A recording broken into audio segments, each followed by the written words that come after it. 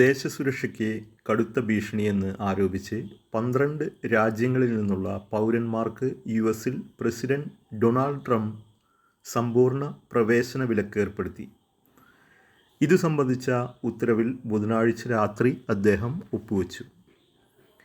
Afghanistan, Myanmar, Chad, Congo, equatorial guinea, Eritrea, Haiti, Iran, Libya, Somalia, Sudan, Yemen എന്നീ രാജ്യങ്ങളിൽ നിന്നുള്ളവർക്കാണ് വിലക്ക്.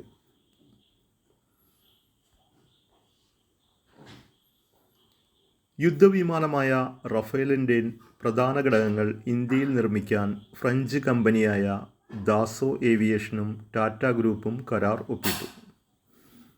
4 ഉൽപ്പാദന കൈമാറ്റ കരാറുകളിലാണ് ടാറ്റ അഡ്വാൻസ്ഡ് സിസ്റ്റംസുമായി കരാറായത്.